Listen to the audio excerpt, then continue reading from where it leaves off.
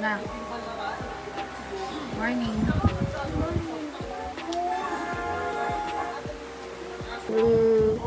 Bagong gising ka na naman, no? Magkakain, tapos swimming ka na naman. Adik yarn.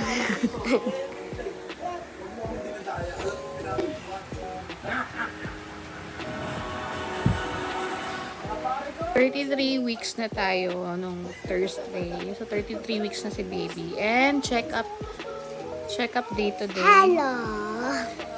So, every 2 weeks na yung Laki balik ko na, ko. guys! Laki ko na, guys! Hanggang sa mga anak na ako. Kahapon sipa doon pag nakaiga ako sa kanya eh. So, may vaccine din ako. Ewan ko kung today din yun. Tdap. Tapos may laboratory din. Uulitin yung ihi, dugo, para ma-check kung may infection, gano'n. So,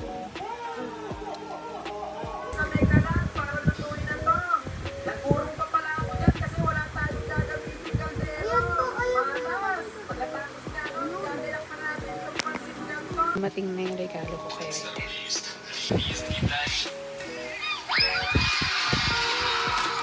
Ano ata to?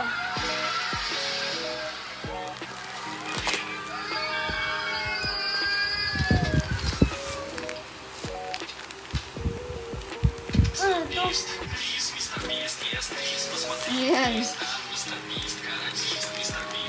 Ano yan? Thank you!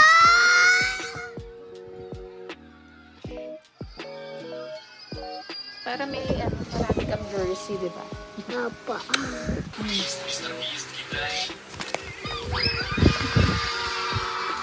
Yo!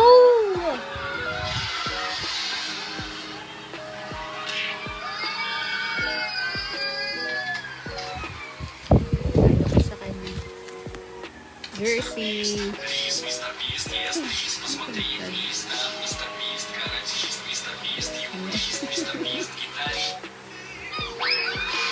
Kung naghahanap pala kayo ng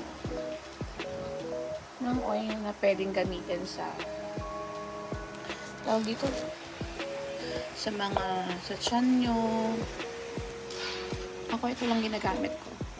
Ayan. Skin Elasticity Oil from Buds and Anong ginagawa mo, ma? Vlog. Vlog, eh. Bakit ka po naka-video? Diba? Ang vlog video, di ba po? Ito lang yung ginagamit ko sa face ko, sa buong body. Tsaka ito rin yung nakakasuit ng ko, kate sa may hita. Meron kasi akong parang mga butig-butig, yung pop rash na tinatawag. So, ito yung nilalagay ko. Buds and Blooms Skin Elasticity Oil. Nakaubos na ako ng isa. Ayan. So, bago na to.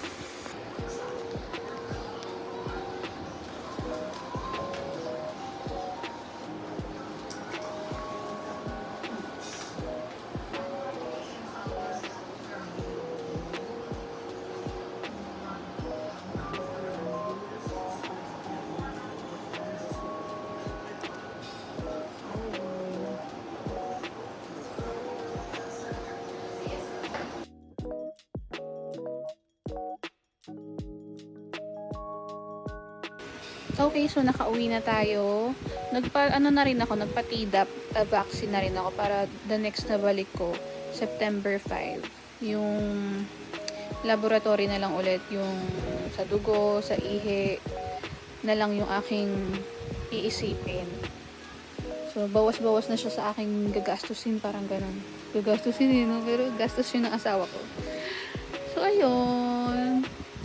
So, 33 weeks na si baby. Pagbalik ko dun sa clinic ay 35 weeks na siya. So, ilang weeks na lang aantayin.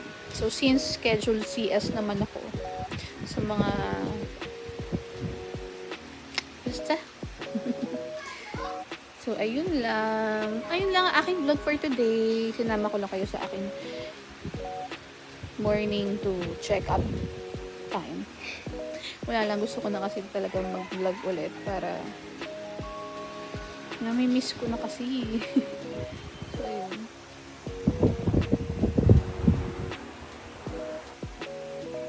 Bye!